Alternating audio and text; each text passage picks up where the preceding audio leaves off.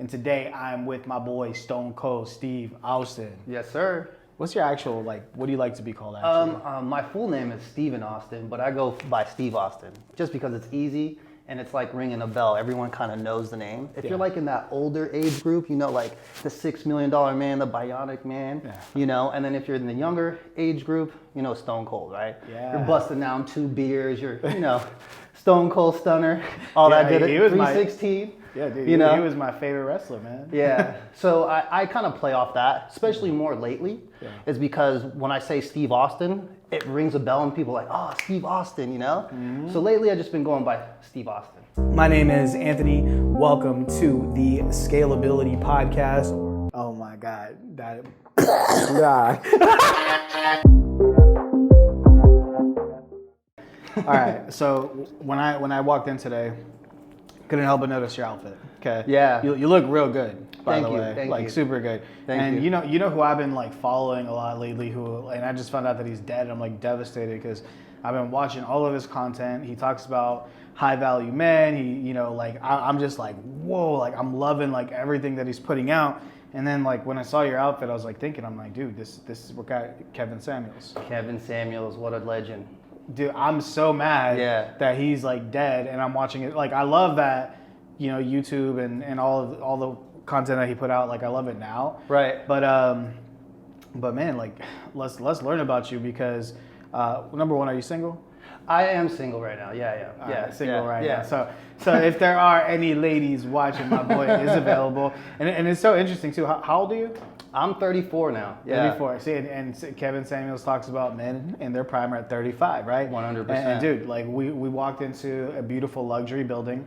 My boy drives RS5. Yep. And you got the Mustang. Supercharged 67 Mustang with all the goodies, Mini Eleanor.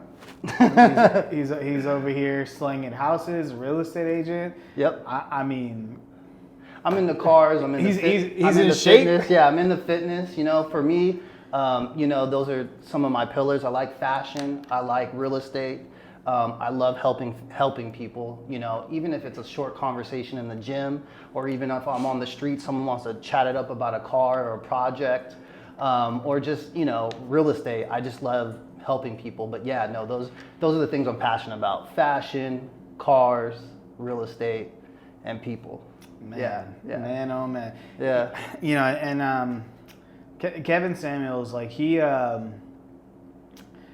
really puts a lot of things into. I guess he tells us what we don't want to hear.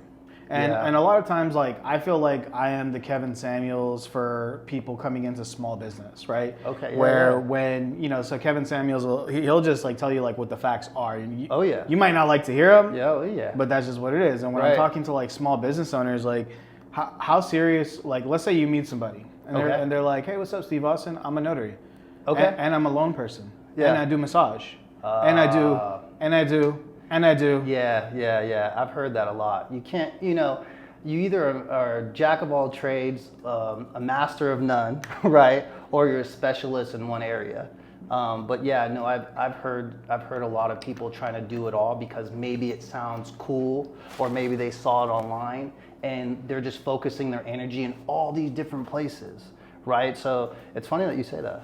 Yeah, and look, here's the thing: as entrepreneurs, I think we're supposed to be jack of all trades, but not jack of all trades in different industries and different niches. In my business, within Outsource Plug, I'm the jack of all trades, meaning I can do the billing, I can do the sales, I can do the marketing, I can do the operations, I can do every single part in the business. I can do everything, which makes me a jack of all trades within my business. Right. But most people take that, they take that saying. And then they're like, yeah, I know a little bit about all these different types of businesses. Right. And the problem is that you see people that never reach their potential. That's true. Yeah, no, I agree with that. And for me, I really want to touch on what you just said. Knowing everything about your business is so important. I know my business A through Z, and that's allowed me to recently start delegating some of this work to other people, and just making sure that I know each one of the roles in my business so I can properly delegate that to an employee, you know. And recently I just picked up 2 VAs. It's not my first time having virtual assistants, but I was one of those people that didn't know how to let go. I wanted to do everything because I just wanted it to be perfect, right? And I learned that I can't be everywhere at one time, and I needed to start delegating some of this work to other people, right? So I knew first things first. I talked to my coach, and that's something I want to talk about a little later. And she just told me like, okay, Steven, you've grown so much. It's time for you to let go. You know your business A to Z. Now it's time to take some of those items, write them down, and which items can you delegate and give to other people? Right? Start leveraging in your business, right? So I wanted to touch on that because I think, you're right. You should know exactly what's going on in your business through the back end. So when you are training people and when you do bring people on, you can say, okay, this person fits this role and they can do A, B, C. And then this person fits this role and they can do, Y, Z, right? So those are things that I've also think that's really important right now in my business. Yeah, absolutely. And so when you're talking about that, right? First off, how many years have you been in real estate? So I've been around real estate the majority of my whole life since I was a kid. My mom was a real estate agent. I've been a full-time agent for 5 years, okay, full-time. But I've been around the real estate industry since I was a kid. My dad had a full-time job at the Richmond Police Department, and he owned multiple properties. We had about 6 rental properties at one point in Pittsburgh, California. And so I was around real estate for a long time. So for me, I feel like real estate has always been a part of my life in one kind of fashion or another. But full-time helping families, 5 years for me right now. Yeah. See, and this is like, so real estate is one of the industries where I think that there's a lot of, I don't know the word, but there's a lot of mental hurdles that you have to get over to start delegating, because I think most real estate agents think that they are the only person who can do what they do at the quality or level that they do it. Right, that's not true. There's a lot of people out there that are hungry and they want to be successful in this industry.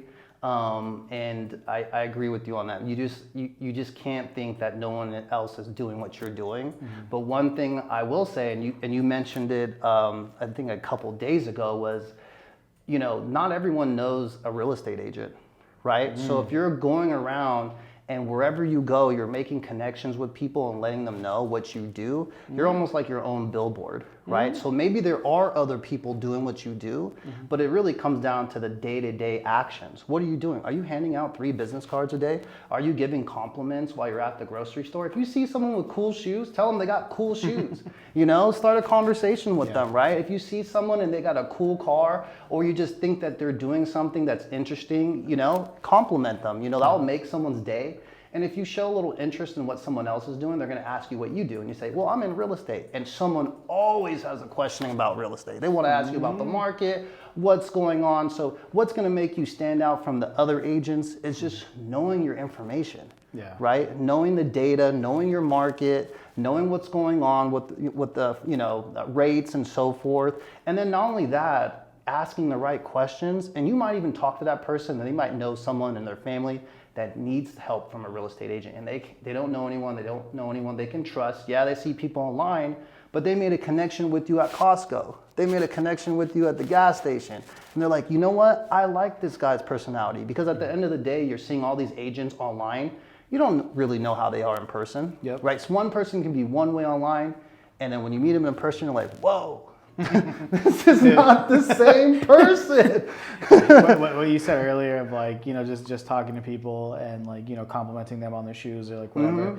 So my beautiful girlfriend who's like sitting in this room with us right now, she was at a coffee shop. I didn't meet her on Tinder or nothing. I just rolled up on her and we started talking about business, and eventually that developed into a relationship. But like, dude, like I've had there's been so many times where I'll bump into somebody at a coffee shop or just like at random places, and I'll do exactly what you said. And I can tell you, like, I've converted people from these random conversations into now a relationship, into lifelong friends, and into clients for myself. Right. So I have all right, there's something that you brought up. So we live in Cupertino, and then we got that postcard. And I've been in Cupertino since November. Like we just moved there like fresh, right? So what is that, like 4 or 5 months? Right, yeah. And that's the first piece of mail that I've received from a real estate agent. Do you believe in postcards?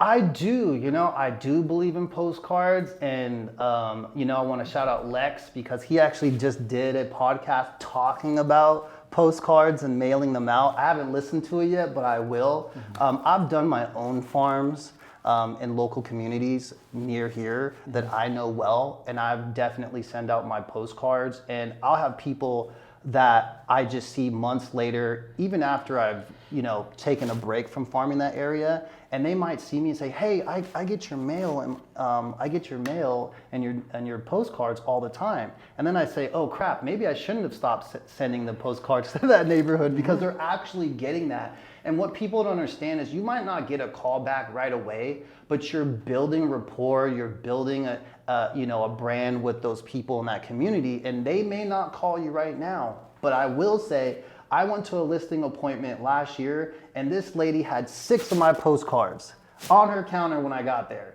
So that was just telling me that even though I wasn't getting a call right away, and I felt like, oh man, this is not working, it is working. You just got to give it time and let it marinate. When you're cooking, you don't want to rush it, You don't rush the secret sauce.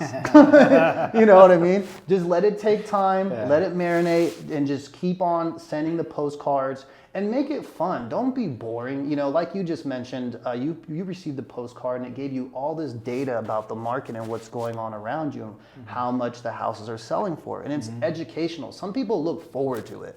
Some people want to look at educational information when they get it in the mail. Other people, they're just going to toss your stuff. Okay. Well, here was the crazy thing for us. I think it was so funny because her and I, we were walking down the street with our dog, and we were like looking up addresses and like, hey, look up how much that house is worth. Look up how much that house is worth. We were literally doing that before that postcard came in. I'm like, wow.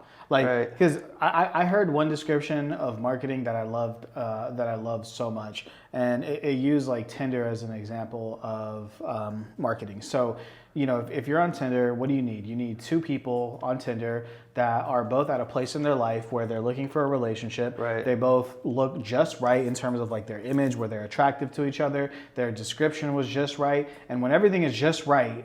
And they swipe on each other, boom, you have a match. So like if Lolo and I are at a point in our life right now where we are ready to buy, we're thinking about buying, the buying's on our thought, and then a postcard comes in front of us that literally like shows, obviously we're not in the market right now. Right. But if we were, like that would be immediate, like, hey, that person, especially like when he sent the postcard, is like realtor / attorney or broker / attorney. I'm like, oh, okay, well, that's attractive. Right. I want to do a business with someone who's got my back legally, and they had like all these other pros and cons of doing business with them and cons of not doing business with them, and I was like, okay, this is pretty cool. And they got like the QR code thing, and I'm pretty big on like I respect people who do like what most would consider old school marketing and a new school market, because everybody thinks it's all about Facebook ads and LinkedIn ads and Google ads, but like, dude, like let's get back to the traditional. Yeah, I agree with you on that, because keep in mind, a lot of the people that own some of these properties are in that age group where they like to touch things. They want to see the mailer, right? And then people in our age group, they're more into tech, and that QR code to you are like, oh, I like that. It's an old school, strategy with a spin of new school. Best believe I scanned that motherfucker. And the cool thing is like immediately you get the information, right? Because in our society that we're in right now, everyone wants, immediate like gratification, right? They want it right then. So if you can get that to the consumer, they're gonna love it, and they're gonna see that, wow, if this person's postcard looks like this, I wonder what other kind of tricks and technology they have to help me either get a home or sell my home, because it's gonna make you stand out. Is that other agent doing that? Well, I didn't see it, right? So I think that's cool, and I think that's cool that you noticed that, right? It's like I'm constantly like, I don't care too much about like good and bad in the world, or like I'm constantly looking at like, okay, how do I exist in the world, and how does the world actually like work? You know what I mean? Yeah. So like, you talk about like fitness. Okay. Yeah. I'm very fucking well aware. Like I'm out of shape by now. I've been in shape before, and you know what? I know how the world works when I'm in shape versus when I'm out of shape. Yeah. I know how other people treat me. Sure. You know, like when I drive my Audi versus when I drive my Fiat. I know how the world treats me, right? During it just, and I'm not mad about it. Right. It is what it is, and I'm trying to figure out how do I use that to my advantage, right? So let's come back to actually I want to hear more about your coach. So you which is really interesting. Yeah. Because I feel like more people need to hire coaches or therapists or both. Or both. Or your coach can sometimes play both roles. I can tell you that right now. So who is your coach? So my coach is Christina Griffin. She is absolutely amazing. Shout out to Christina when you see this. She's changed my business dramatically. Now, I had a coach before Christina. I've actually had a couple coaches, but my first coach, I outgrew this person, right? And I think it's okay for you to understand you need certain people in certain parts of your life and your career. Some people come in and out of your life, and then other people's stay in your life forever, right? And so one of my first mentors, he was a good fit for me to help me get into the business, learn the systems, learn the hustle and bustle of real estate, how to handle things, how to be strict when it comes down to your work schedule, and being disciplined, right? But that only got me so far, right? And so I felt like I needed someone that was gonna take me to that next level. So I reached out to a second coach that I met, and this person was like someone that was giving you a pat on the back. And I was like, well, I don't need this. Like, I have self-esteem. Like, I don't need someone to give me a pat on the back, you know? Like, I have self-esteem. I have plenty of that. I need systems. I need new technology. I need more savvy ways of getting business, talking to people, helping families, right? So I finally found Christina when I was taking the short sales and foreclosure class online, okay?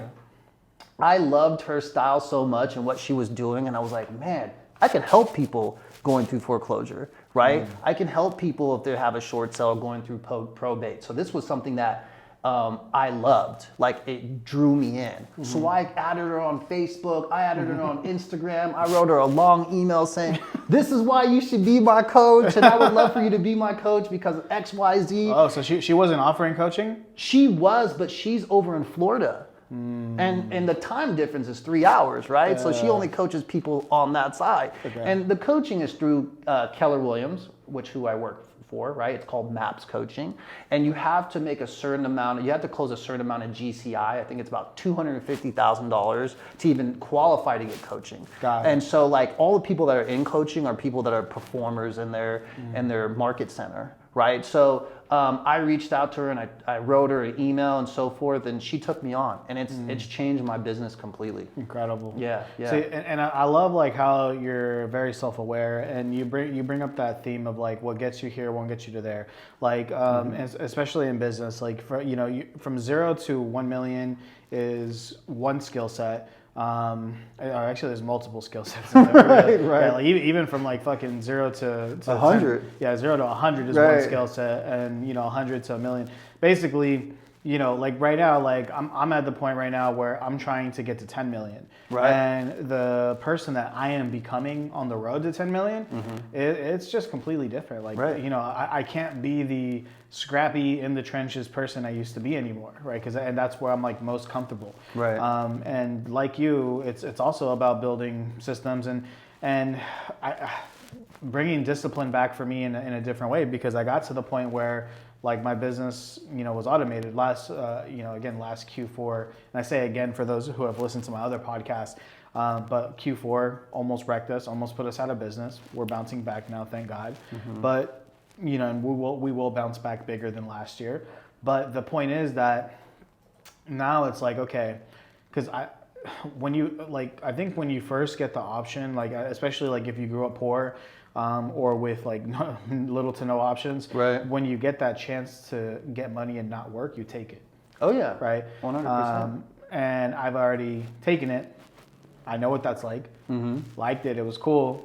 But I'm trying to get to 10 million because I want to see what that looks like, right? Yeah. And maybe sell or maybe not. I don't know. Maybe hold. I don't know.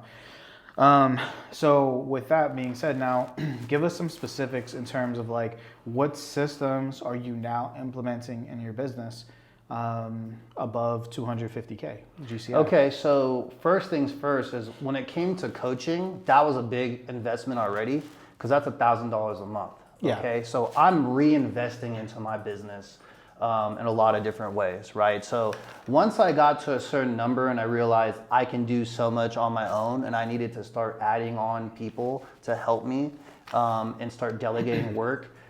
First thing first was getting a CRM, right? So a CRM to make sure I'm keeping track of all of my leads, okay? I don't want to miss a lead. When I'm paying for either a Realtor.com or some other kind of online resource, when that lead comes in, there needs to be a process, right? And this was important for me, is making sure that everything has a process and writing it down and how everything funnels through my system. So I use Follow Up Boss. I did use Chime before, but it was a little more expensive than I wanted to spend each month because, believe me, this tech that you use in your business is not cheap, you know? Just being a real estate agent, just the fees that you pay to just sell real estate a year is about $2,500 to $3,000 just to do your job, okay?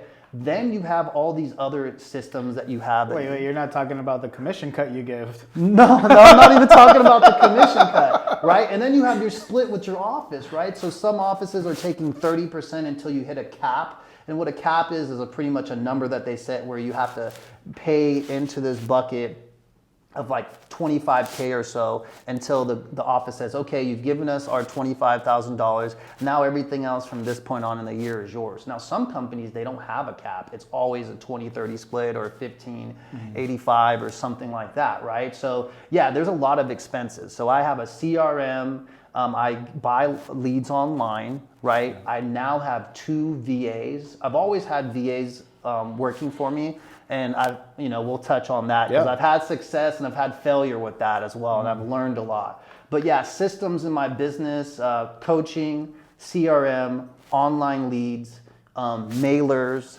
and when it comes down to it, it's just client appreciation events, which I've noticed which goes really far. Yeah, well, dude, I'm about to have a birthday party, and you're invited. Well, but, awesome. You know, but like I was telling my girlfriend, like as much as the birthday party is to celebrate me, which I don't give a shit. I'm 31. Right. Another year. Like, dude, honestly, I could be happy hanging out with my girlfriend and like 2 of my friends, and be happy. But the thing is that my birthday party is also a networking event. Right.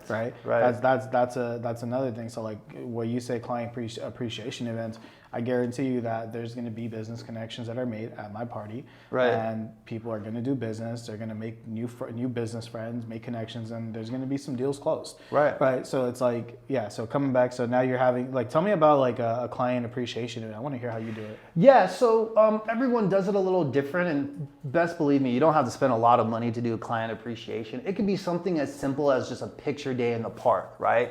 Easter's coming up. The Valentine's Day, Christmas, anything, right? You can throw a little event where you said, hey, if you want family portraits, we're more than happy to provide family portraits. Come down between 1 and 4 p.m. and we were going to get pictures for your family. And that way you can send them out, right? Another way is just sometimes I've seen someone else do it. I haven't done it yet, but when you have the wine and picture painting days, I think that's really cool. I've seen that happen. And a lot of people love doing that because they like free alcohol, number 1. And then number 2, people like to doodle and paint, People like to be creative. Sometimes you're on your phone so much and it's an outlet. Oh, I get to paint something? This is bringing me back. And it's more of a family event, and people are talking about you after the event is done. They're telling their friends, oh, you know what my agent did? We had a client appreciation and we got to paint some stuff, and this is the painting on my wall, right? You're saying that, and you know what? So you have a clubhouse here at your apartments? Yes, I do. We have a clubhouse too. Can you rent out this clubhouse? You can. So they'll allow it for free, actually. For free? Oh, we have to pay like $200. And okay. And I think yours is nicer than ours. but here's the thing. What would be interesting is like, what if you just had an event here? Like rent out this for free, pay for the wine, get the paintings, all that, and just like leave a flyer on everybody's door. Yeah, no, that's something that you could totally do here. And it's funny you say that because we have a lot of events here that the community throws, and I'm always at the community events. If it's Valentine's Day flowers, which I gave to my mom, if it's wrapping presents, which was during the Christmas, I'm always there and talking to people here, chatting to them about just their lives and so forth, and just meeting the people in my community, right? It's just allowing me to meet more people. So I agree with that. If you can use the space that you're in. How much business have you gotten from that? You know what? I've made more relationships and built relationships with people. I haven't gotten any business yet, but that's not saying that I won't, because a lot of the people, even when we were coming into this room, the young lady that was in here, she's like, oh, hey, how are you? Because I've left a good impression on people. And that's why when you're walking through the hallways, you better smile at everyone. I don't care what kind of day you're having. If you're having a crappy day, leave that at the door, okay? Okay. But here's my next question to you, okay? This one might challenge you a little bit. Sure. Of all the people, so you knew 3 people here? The lady, and then there's... Yeah, I knew that. Yeah, and as you notice, I know all the workers too. Oh, Yeah. I love that because, bro, like I'm very big on treating everybody with respect, no matter who you are. 100%. Now, okay, of all the people that, like, how many people would you say? 3, 4? Right. Yeah. And 3 or 4 right people. Okay. Yeah. How many of them are on your Instagram? That's funny you say that. None of them are on my Instagram. But they know me because I'm that cool car guy that has the cool Mustang that pulls up and shakes the whole apartment, and everyone still loves me. Because whenever I pull out, everyone's trying to figure out who the hell is that. And that's cool, but that's not enough. Yeah, it's not enough. So my girlfriend has like seen me like. I'm kind of like addicted to doing this, but like everywhere I go, I'll meet everywhere I go. If you and I bumped into each other at Target, I'm like, dude, that's a great shirt. You're in shape. You know what? Hey, one of my friends is having a fitness event. Let me send you the info. What's your Instagram? Okay. I add everybody on Instagram. I like that. I always like find what somebody's interested in, and I'll send them a resource, and I send it on Instagram. I like that. I like that. Because then it's like, it's weird, especially if it's a girl, like, maybe she might have a boyfriend or something. Yeah. It's weird. It's like, oh, hey, do you have a boyfriend? You know what? Hey, did you guys hear about that, like, that event that's happening? Like, there's some great couples. You guys should go check it out. What's your Instagram? Right. And here's the thing. This is my strategy because, like, now I got you on Instagram. You're following me. Now I'm not just the car dude. Okay, now you don't just see me at the events. Now I'm not just the car dude. Now you get to see all my personal shit. 100%. You get to see, like, you see my stories. I see your stories, right? Yeah. We get to know. We lurk. 100%. Yeah. Humans lurk, right? Yeah. So now what happens is, imagine you did that for every single person in this building. Yeah, that's a great strategy. But listen, actually, yeah. Because bro, I'm working with a guy named David Gomez. David Gomez has, like, when I started working with him, he had like 130 followers. Okay. On Instagram. Yeah. We started doing content for him. He's already gotten one listing with like little to no network off of posting content. On Instagram. Right. Okay. Yes. I think it might have came from Facebook, but regardless, he's posting out the content, and people, the little bit of people that he knows, they are paying attention to what he's doing. Yes. So now imagine because the way that real estate works is you meet her here. She goes off into the world. She goes have dinner with her parents. Her boyfriend proposes to her. Oh my God, we're going to get married. Right. We need a house. Who do you know? Oh, I met a guy. Or they're sitting at that table, and then her sister, who's been married for 5 years, like, yeah, we're having a kid. Right. You know what? I met this real estate agent. He's got a really loud car, 34 years old, good-looking guy. But he's awesome on Instagram. Let me communicate. Yeah, funny thing you say that. I've had a lot of success with Instagram. I think I've probably sold in the last 2 years at least 10 properties through Instagram. At least, and a lot of the people that follow you on Instagram might not comment on what you're doing. They might not like the story, but they are watching, and that's why I do post what I'm doing. If I'm at an inspection, I like to talk about what's going on. I like to educate people because they are watching. Not everyone's going to hit that like button. You might not even know they're actually watching you, but they really are. And when they're ready to reach out, they will. And I had someone yesterday just reach out to me asking, hey, I have some questions about real estate. And I just started answering some questions. Were they ready to do something right now? No, but I'm going to take that 5 minutes or 10 minutes or whatever that might be. It might even be 30 seconds. Answer their question, make sure that every question was answered. And not only just answer the real estate question, I followed up with like, how are you doing? How is everything going on your side? Because people want to feel like they're human too, you know? They want to have some kind of connection. And then they responded, oh, you know, things are going great. I've been doing this and doing that. People like to talk about themselves, you know? So I answered his question, but I also went back around and said, hey man, like, how are you? Like, how's things going with you, right? And if there was something that he would have said where I thought I could have added value to or helped, I would have chimed in on that and said, hey, you know, or if he said, hey, I'm starting this fitness journey, right? I have another friend, I'm not gonna say his name, but he's just started this fitness journey and I love it. Every time I see him posting that he's back at the gym, I'm commenting, hell yeah, bro, get that, like kill it, you know? Because like, you know, sometimes just those little words that you're telling someone, he's like, dude, this is my last day. This shit's been so hard. I'm done with this. But that little, you know, comment might be like, you know what, I'm feeling good, I'm killing it, you know, and most people say to create a habit, you need to do it for 30 days. So I know how important it is to have that support, you know, and be there for your community, right? And I have someone there for me on a weekly basis, which is my coach, Christina. Yeah, yeah. Okay, so I just thought of this strategy right now as we're sitting here, and I bet you like, okay, so I think that these luxury apartment community buildings are extremely valuable. How many people do you know that live in other luxury buildings? Like, because our building is not luxury. Yeah. Like it was built in like the 1980s. It's probably priced around like, what's like a 2-bedroom, 2-bath cost here? Here? Oh, for sure, 4,000. Okay, perfect. Yeah. So yeah. We pay the same rent, but we don't get all the luxury, right? The amenities. Because it's in Cupertino. So the thing is though, is like, how many people do you know like us that live in those more expensive apartment buildings, where you could go host an event for that community there for them?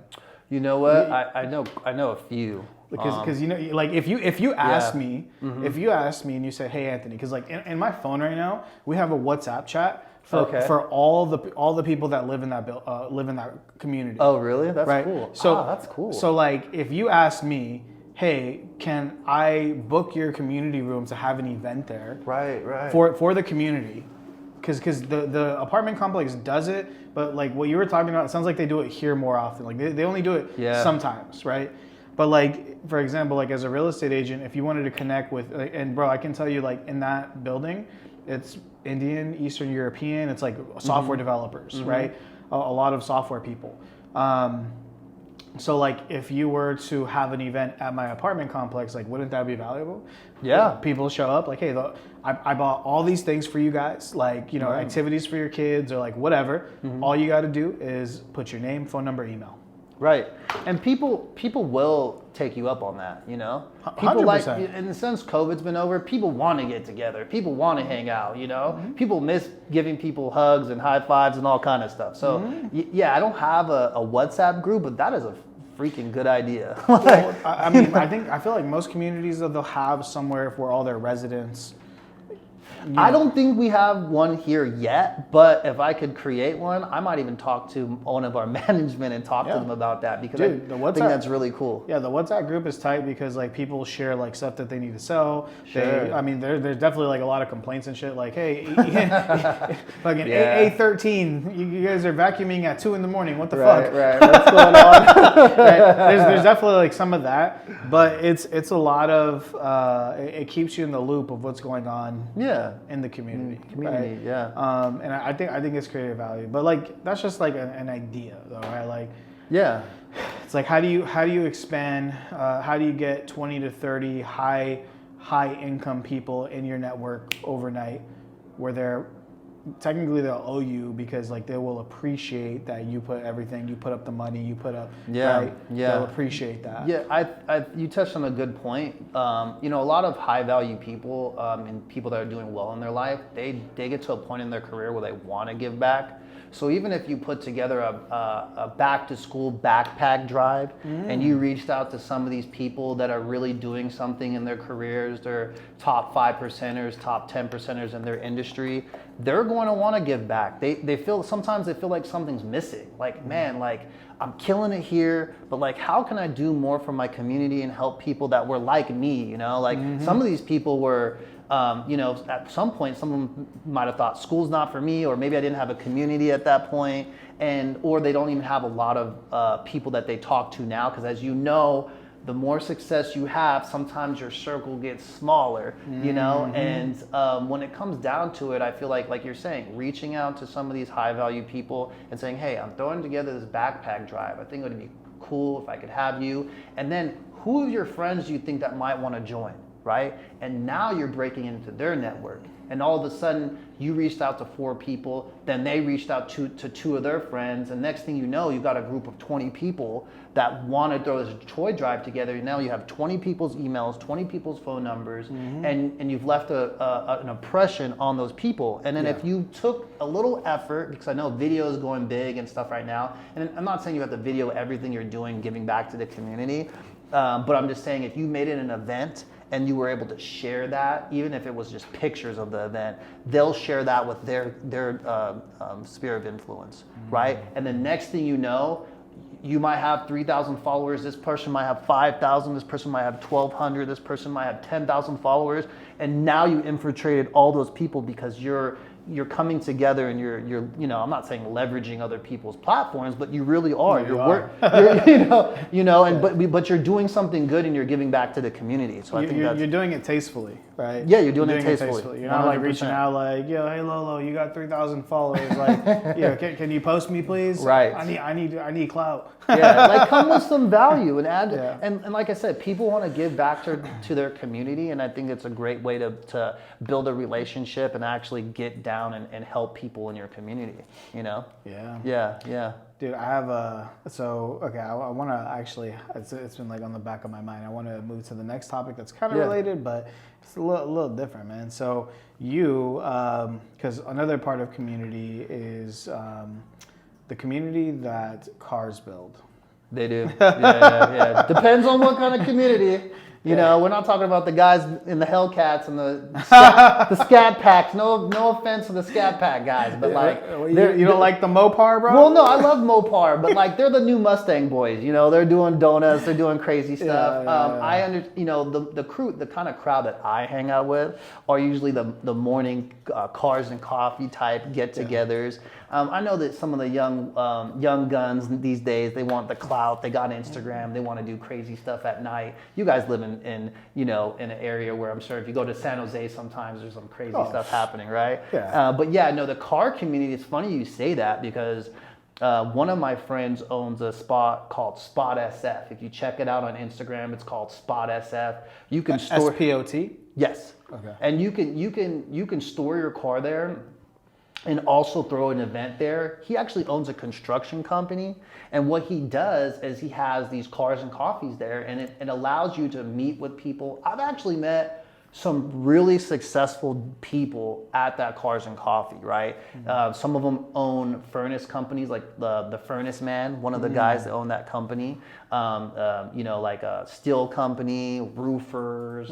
I've met all kind of guys, and we're all from different walks of life, you know, but we all have this common, love for cars, right? And so, the car community has definitely brought me some business in the past, 100%. Yeah.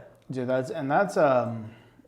so you said that there's different levels, right? Or yeah. There's really like different groups too, because like I feel like when I see like Porsche guys, like these guys are extremely dedicated to Porsche, and then there's 100%. dudes who it's just really interesting. Like there's even what's that, like Land Rovers, like the really old ones. Yeah. I don't know, man. The Land Cruisers and stuff. Yeah, like the Land Cruisers, and then you got the Jeep people, and you got the But you have 2 cars right now. I have 2 cars. Well, I have more than 2 cars. I have 2 old school classic Mustangs, and then I have the Audi. Yeah. All right, so tell us real quick about the not real quick, but tell us more about like your classic cars. Yeah, so from a young age, I've always been into classic cars because my dad exposed me to cars from a young age. He used to take me to the car shows in San Francisco. I actually got lost at a car show once when I was 2 years old. My mom had one responsibility: look after the kid and make sure he doesn't disappear, right? And my dad had two other kids and holding them and taking care of them, and my mom turned around for 1 second, and I must have saw a shiny car that looked badass, and I just went to it. And next thing you know, I'm lost there, right? Yeah. And they ended up finding me in security and everything. But from a young age, I was around sports cars.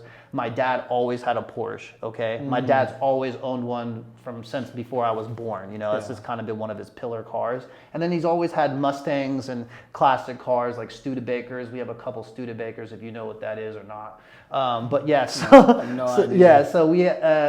right now we have, it might sound a little extreme, but we got 8 classic cars, 8 classic Mustangs, and 6 of them being fastbacks, right? So, you know, we have a nice little, you know, inventory of classic cars, but we got them when they were inexpensive. Over the years, my dad would just buy these cars, right? And so I've always had a passion for cars, and it taught me how to work with my hands. It taught me how to appreciate, you know, just mechanics, you know, how to change a water pump, to do head gaskets, you know, and it taught me how to take care of something. You know, almost like having a pet. I'm not comparing a car to a pet, my pet people, okay? It's not the same, but to a lot of the car people, these guys take care of their cars like babies. Now me, I'm a driver. I drive the wheels off my cars, you know? So there's times that my car's at the shop like 3, maybe 4 times a year, the Mustang, right? Just because I am driving it, you know. I probably put 10,000 miles a year on this 67 Mustang, you know. I'm all over the place in it. It's like my calling card. You know, everyone knows, you know, you see me driving around, they're like, oh, there's Steve.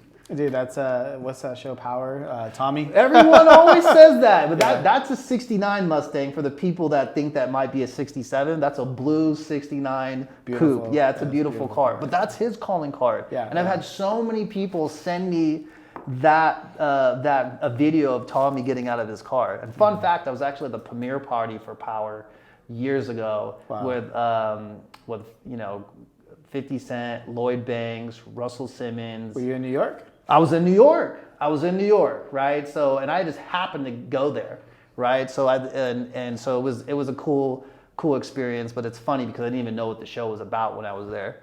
I was just invited. Dude, it's funny because like there was this one time I was in New York too, and they're like, yeah, we're going to Tyrese, you know, from Too Fast and Furious. We're going to his like album party or whatever. I was like, he raps. Like, hold on. He was just like in movies. Right. But yeah, it was like, I love New York. Actually, okay, that's another. I'm curious to ask you. But now, so I have an Audi right now. Yeah, great cars. I didn't like it at first. Okay. Because like, let me tell you like how I got my Audi. I didn't get my Audi because I'm like, damn, I want an Audi and I went to go buy one. Okay. No, I think when I got the Audi, what was I driving? I was driving, you remember what car I was driving? Yeah, tell me that. I think I was driving a Corolla. Okay. Right? Yeah. Driving a Corolla. My business was going really well. And my brother and his wife were going through a really hard time. And they came to me and they're like, hey, do you want the Audi? Right. And like, you don't have to put anything down. Just take over the payments. That's lovely. And I was like, oh, okay, you know, look at it. I'm like, okay, 2016 Audi A8L. I'm like, yeah, this is dope. Like, but I didn't like it, like, cause bro, in my mind, like, dude, in my mind, I knew you know what car I actually wanted? What? A BMW X6. Okay, very unique car. The Sportback. Yeah, like that's what I actually wanted, right? So in my mind, I want that, and that was kind of what I was aiming for. And then the universe just like happened to put this car in front of me, and you know, I'm like, okay, fine, and I'm driving it. You know, the doors, the fucking, it's a big body car. It's a big car. And you know, like for the first, like when I first got it, I'm like, damn, this door's hella big. I like kick open the door. I ended up messing up. I blew out the speaker by accident because I didn't know that. Like, kicking it open, yeah. Stupid, bro. I'm not a car guy. But you know, like, but over time, like I remember I was driving the car for months, and then I went down to LA. And my boy has a Tesla. I was like all like, you know, fanboy of Tesla. Sure. Elon Musk, all that. And then we started like really driving the Tesla. We drove from LA to Vegas. It's like, yo, this shit feels like a fucking tin can toy. It is, 100%. Like, it feels like a goddamn toy. And then I get back to my Audi and I'm like, I like this a lot, right? You know, and then like just over time it grew on me. Right. So now, like, you know, Lolo and I are expecting a baby now. So we are, Congrats. Yeah, thank you. Yeah. So we're probably going to end up trading in the Audi A8 for an Audi Q8. Okay. Oh yeah, those are cool. Yeah. So super safe too. Yeah, it looks like a fucking tank, man. It does. Yeah. So like at least that's like what we're planning, right? We still have time, but I think like it's so interesting because I feel like, you know, like a part of me is I'm still young, right? Yeah. And a part of me is still like driven by like clout a little bit. I'm not gonna lie. I think Mercedes and BMW are way more sexy than Audi. But I beg to differ, but yeah. Well, no, like just at least where I'm from. I don't know about in this part of the Bay Area, but like growing up, what the fuck is an Audi? No, that's Beamer, true. Benz, or Bentley. Yeah, that's Beamer, true. Benz, or Bentley. That's true. You know what I mean? Yeah. So it's like that. You hear it in songs. Like, how many songs do they fucking do about Audi? Right. None. But they do songs about I'm in my Benz. I'm in my BMW. Like a lot of songs. So, you know, like growing up, I'm hearing that, and then I get the Audi. I'm like, ugh. But then I start doing research. So I'm like, you know what? Audi is actually better than both Mercedes and BMW. Yeah, they're great. And not in terms of like long-term value, they're built better. Like they are actual better cars in general. Like when you compete class to class, when you compete like the A8 versus the S500s versus the 7 Series, like the A8's better. Right.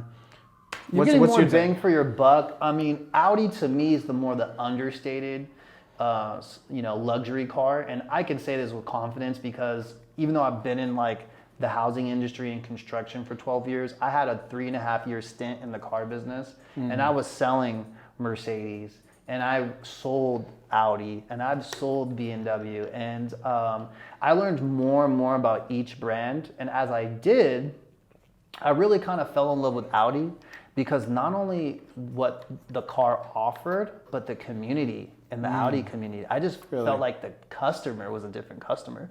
With the Mercedes customer, you never know who you're gonna get. Someone can walk in and they got a chain on and they're dressed all up, and this guy can barely get a C300, okay? And then you get someone else that doesn't look like, a white shirt, Tommy Bahama with the sandals on, and this guy's walking out with an S550, doesn't even negotiate with you, just like, I just want this thing, I had a guy once, and this Latino guy, real nice gentleman, walked in. He looked like he just got out of his work truck, which I think he did, and no one was paying him any mind. Like, he walked into the store and he walked straight up to the Lambo that we had in there, the only Lambo we had at the Mercedes dealership. And he was like, I came here for this car. I said, and he walked by a whole bunch of salesmen. Like, no one upped him. No one upped him. And I said, okay, I'm going to go talk to this guy. Any chance for me to even get into Lambo and drive it, I'm there. I'm there, And so I spoke to him. He said, okay, I really want this car. I saw it online. I've been looking at it, and I want to buy it. And I said, okay, this is the process. I went to my manager. I said, hey, this guy wants to buy this car. And they looked at me like, dude, you're wasting your time. Get a credit app, and he's not driving it unless he qualifies. So I said, okay. So I go up to the guy respectfully. I said, hey, sir, we do have a process when it comes down to this kind of car. If you're coming in here for a C300, no problem. We'll just let you drive it. But this is a Lamborghini. It costs X amount, right?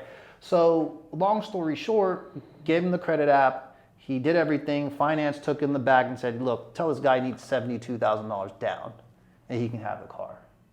And I said, okay. And I'll tell this to all my salespeople.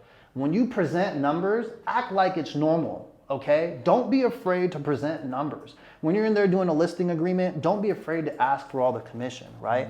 Go in there with confidence. So I went in there and handed him the paperwork and said, hey, you qualified for the car, congrats. You just need $72,000 down, right?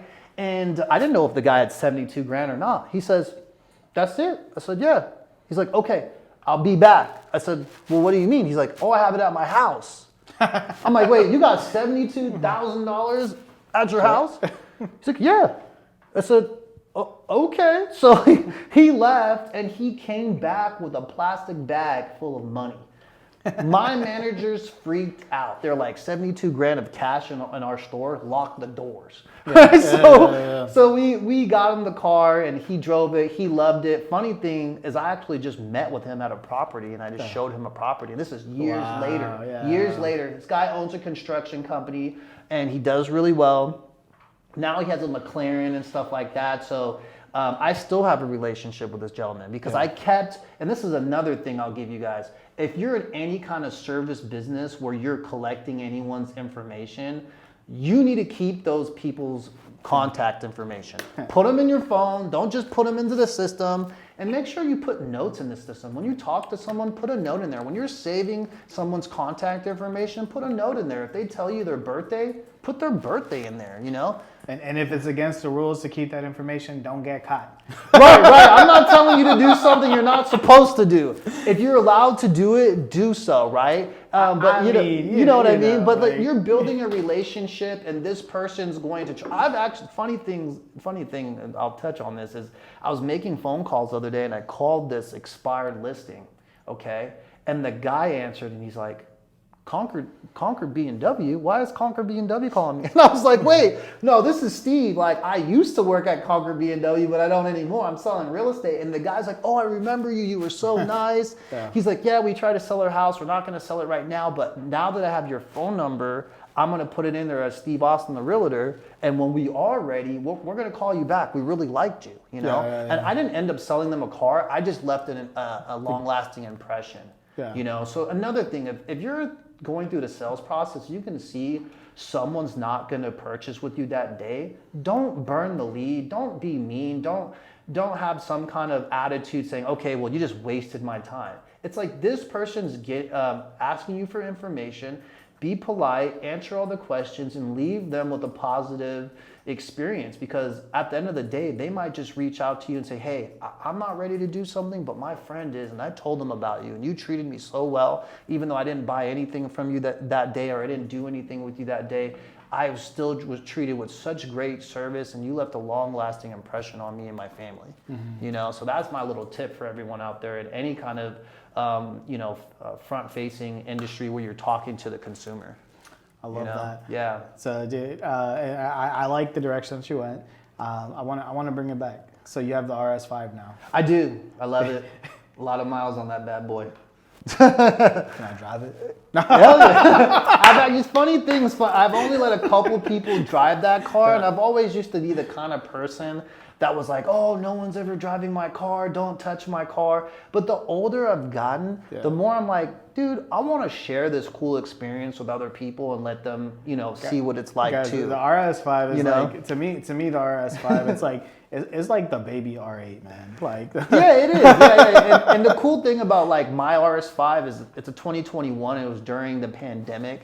They only made 1,508 of them my year, and then only 81 of them were in my color, and then I think there's like 30 something in my spec.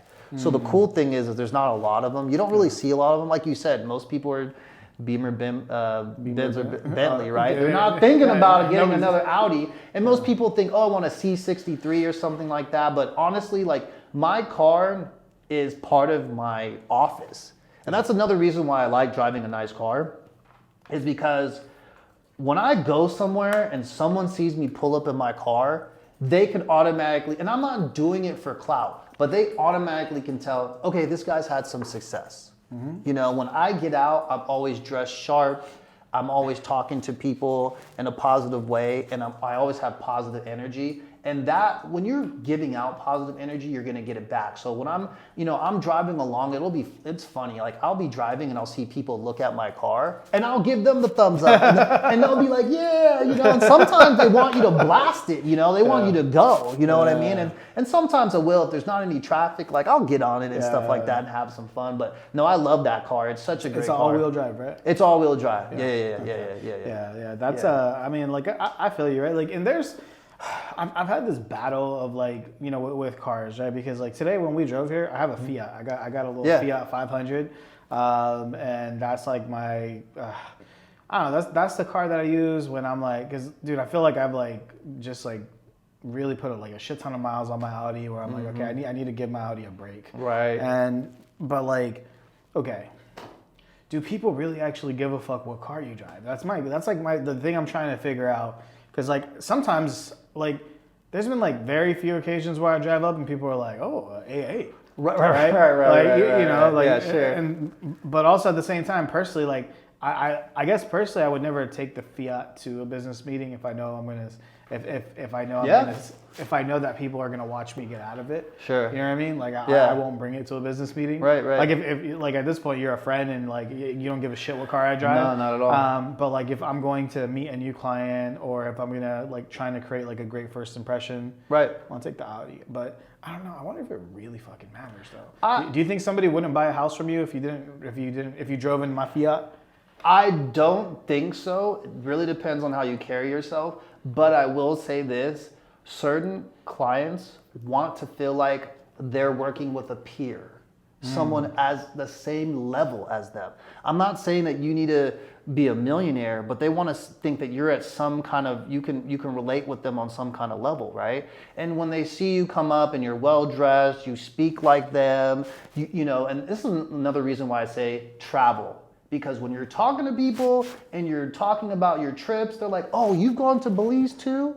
Or have you been to Dubai? Oh my gosh, you're just like me. You know, we do the same kind of stuff. And that's why I tell people, travel, go check out different cultures, spend that little bit of money and get yourself out there, because someone else might see you or talk to you and say, hey, like, I'm also into those things, you know, and someone that sees, you know, they want to work with their peers, right? So I've experienced that. I mean, look, I started with, and I wasn't in real estate, but my journey with cars has been pretty crazy. I started with a 1994 Aerostar minivan, okay? 94 Aerostar minivan, yeah, literally started from the bottom, okay? And my parents weren't gonna just hand me keys to a car. I had to work my way up to what I have now, you know? So, when I was doing what I was doing before, construction and so forth, my car didn't matter. Everyone at the job site, their main, transportation wasn't anything special.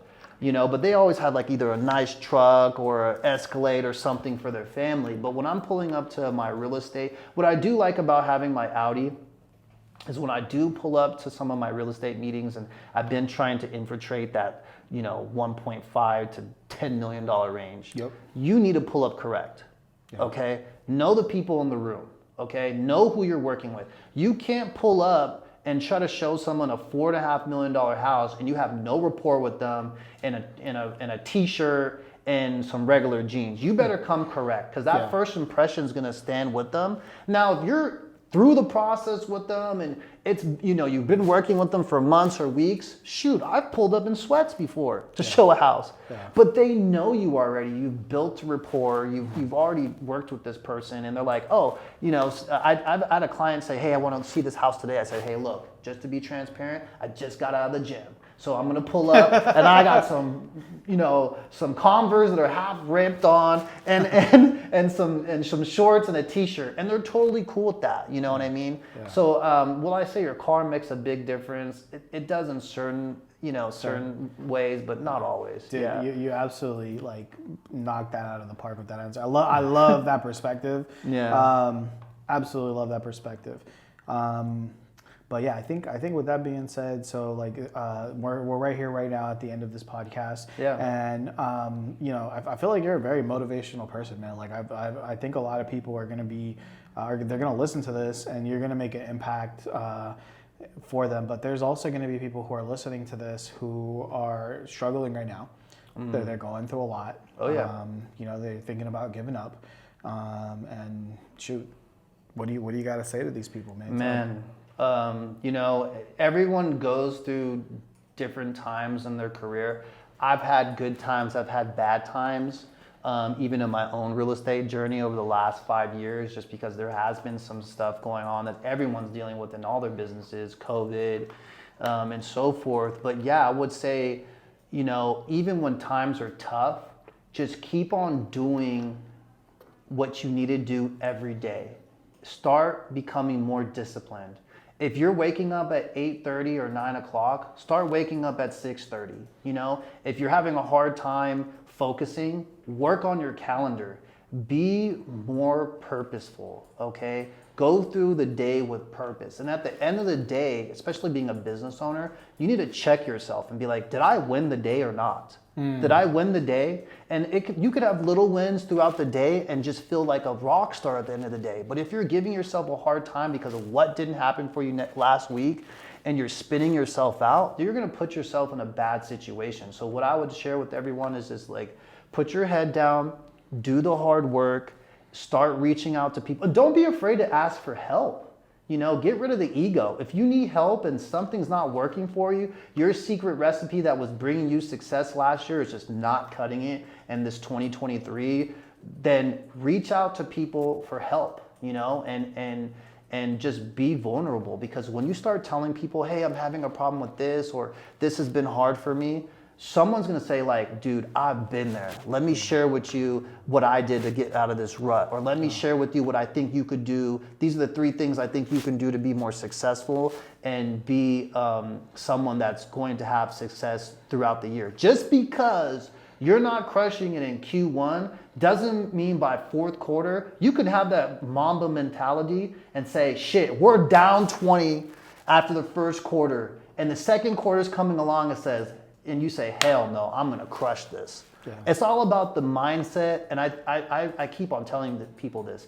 It comes down to mindset, and for me, I set the tone each morning by doing my cardio or going to the gym. And when I'm in the gym, I just go crush that shit, okay? And no offense to anyone that sees me in the gym, but when I'm in the gym, I don't want to talk to you, okay? Sometimes I do, but that's the reason why I don't go to a commercial gym as much, because I just want to be focused in, and this is an hour that I need to just blast through the day, set the tone, and be like, okay, I'm going to crush the day. I'm going to do these things. And the first thing I do when I wake up is I look at my calendar. Then I go to the gym, and I know what I'm going to do throughout the day. Yeah. I'm not just going through the day blindly. It's like, okay, well, what am I going to do to be successful? My whole week is planned out, right? So, you know, I'll leave people with that, and just, you know, again, I would just say, just focus in and put your head down. Do the hard work every day. It's like when you're going to the gym and working out. You're not going to see the results after you have one 45-minute workout. If you go have a 45-minute workout and look in the mirror, you're still going to look like the same person. You know, if you felt like shit before, you might still look like shit, but you feel better about yourself because you did it and you went to the gym, right? But 4 months down the road, you're going to be looking at yourself and like, damn, I did that. Like I crushed it, and everyone around your circle is gonna be like, damn, he did that.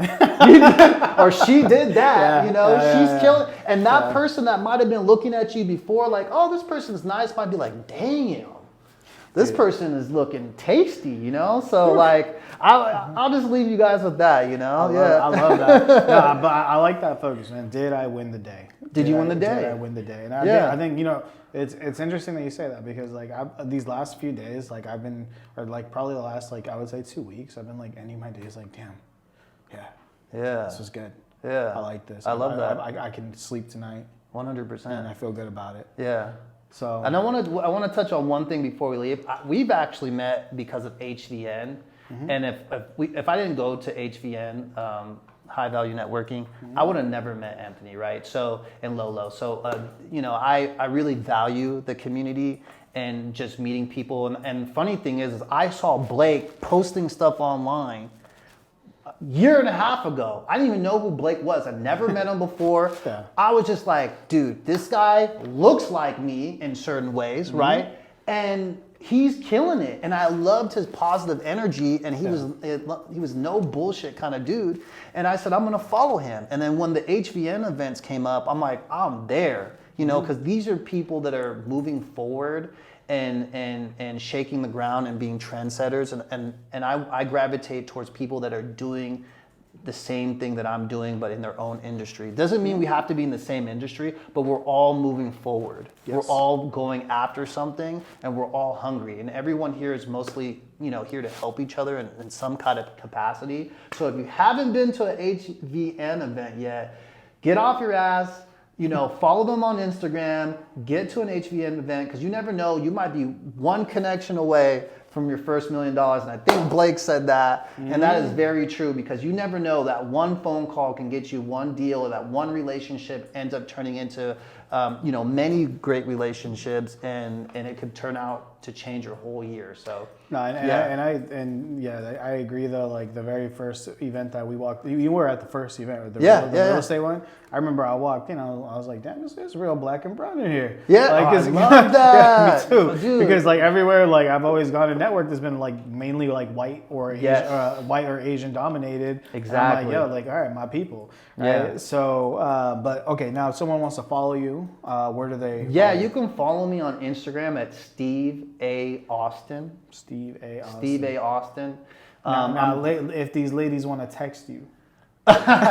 If you want to message me, or you have any questions for me, if you think I can help you in any kind of way, you can reach me at 925-451-6867. That is my direct line, and I will get back to you ASAP. But if there's anything I can do for you or your family, if you're someone that's up and coming in your career, maybe you're not in real estate yet, maybe you're having some doubts about yourself, which I did before I took my test. I failed it the first time. And I remember when I passed my test, I teared up. First person I called was my mom. Mom, we did it. I felt like I won the Super Bowl. Shit, and the reason why I felt like that is because I saw other people in real estate and what you could provide and create for your family.